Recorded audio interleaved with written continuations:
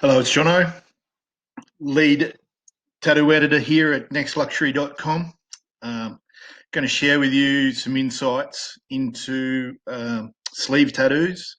This comes from the nextluxury.com article on the 107 best sleeve designs. I've picked out 15 here that I think, uh, for a variety of reasons, are really cool, really exceptional pieces of tattooing.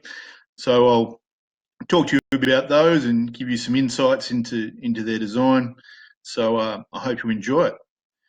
We'll start with the first piece here, which is a truly wonderful piece of color tattooing. Um, just the use of summer colors, sort of fading into autumn with the leaves, is truly amazing. You could be forgiven for thinking it was some sort of inferno behind, but just use of color, um, sort of going against the line work that's incorporated into those autumn leaves, really gives it a full aspect along the whole sleeve. Even the black parts, whether it's the shading in the background or the way that the tree's limbs have been sort of put into the tattoo, it's just a really classy piece of work and something to be really proud of. I like this tattoo as well. It's really cool. It's a different style of tattoo to the previous one, and it's a way a lot of people like myself get their sleeve tattoos together rather than choosing it all in one design and one sort of one or two sittings. This is a half sleeve tattoo that's been done on two different topics. You've got the owl, the wise owl, in the three aspects. Um, that's done with great sort of photorealism. Some really cool use of hatching and shade work to create the sort of the feathers and fur aspect almost, and then the minute line work and the black shade along the top, which is really cool. And from there has been added the Eye of Providence tattoo, which is the all-seeing eye or the eye of God. I mean, it goes all the way back to the Eye of Horus in ancient Egyptian culture as well for a similar sort of take. It's really good. I like how the realism of the inside of that eye is offset by the wicker patterning that's been hatched in there with the tattoo gun. It's a very clean, very crisp piece of work. I like the clarity of the triangle, especially when the negative space is used with the black ink to create the sort of sunbeam aspect that comes out of it. I think it's a really nice tattoo. Here's another great tattoo, not one that I personally would probably get because it's such a heavy duty piece of imagery and that sort of horror theme is not for everyone's taste. But I don't think you can really argue that the quality of the tattoo itself is truly amazing. There's some outstanding use of black grayscale work. Um, the swirls and whirls of skull and smoke create so much of the internal sort of flow of the tattoo. It links the three main skulls together through shadow, and it's quite mesmerizing to look at, especially around the top with the guys on the poles flowing into that one horrified sort of degrading skull and smoke. I think it's a real beautiful piece of art, but not to everyone's sort of method of thinking, I don't think. Here we have something that's a lot more traditional. You'll see it on a lot more arms around it, out and about in the place. I mean, my best mate, he's got one of these, and it's a fully realised black and grey version of the traditional Japanese irezumi or a Chinese dragon as well. They share tremendous similarities. What I really like about this one is the offsetting that's done. You've got the tightly worked, almost chainmail sort of armoured look of the scales themselves, but then you've got the soft underbelly and those long cloud-like pieces of negative space and a slightly different color grey.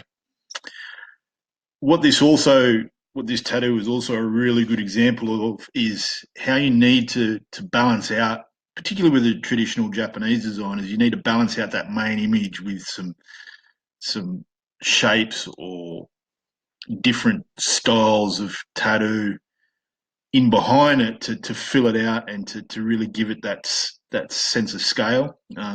It's done here through the traditional ways. You've got the cloud and you've got the waves, and the way that they're worked create different changes in direction and darker and lighter shades of ink, which is really cool. And yeah, this is just a professionally, cleanly done dragon sleeve. I also like the fact that they've built around the existing spiderweb tattoo and sort of augmented that rather than just ploughing over the top of it and starting again. Not the most comfortable place to be tattooed, so that's a pretty good use of that. Here's a truly outstanding piece of Gothic baroque sort of style, old school, black and grey as well, but so much different to the ones previously because you're using that negative space almost like a shading characteristic. What I really like in this piece is that you've got so much detail crammed into so many different places. You're not really sure where you need to be looking at any given point in time. It's a really cool sort of aspect to have in a sleeve tattoo. I think there's a couple of bits that really stand out to me, but the the fully realised eye on the bicep, on the inner bicep, is beautifully done. It's photorealistic. It's like somebody's looked into your eye. It's got that gleaming wetness that's really hard to put into a tattoo, um, and I think it's fantastic. Sort of like somebody watching over the sort of the cast of the entire tattoo. I also like the difficulty there is in creating a timepiece that looks realistic. Can't be sort of overstated, and this is technically, the detail is tremendous. That sort of white background of the old school clock that you might find um, in Paris or London or Rome, with the skull underneath, and then the peach colour that's just been threaded in to give it that sort of different aspect. Especially considering it, you could have just gone with regular negative space. It just creates a sort of eerie glow that I think really works well within the entire concept of the tattoo. I think it's sweet. This one's a similar one. I like it as well, but for different reasons. It's more of your classical sort of built up over time sleeve tattoo. You originally would have had the mid arm angel and rose was the original tattoo that's been built from there. You've got Jesus at the top, done in that sort of almost Greek classical style with the statue, the flowing curving beard. You've got the Madonna at the bottom. It's almost classic Chicano sort of style, very realistic, very telenovela type stuff, I think, which is really cool. The degree of photorealism in the cast of her eyes and her lips is pretty tremendous. But for me, the best part of the tattoo is the melting clock. I think it looks really good, and in the way that the rest of the tattoo has been sort of put together, it really creates a really interesting sort of aspect below the waxing candles, which I think makes it a really nice tattoo. This is a Paul Booth masterpiece. The master of dark surrealism. He's one of the best tattooists in the world, and he's really interesting in the fact that he'll take on a client and then just get to work.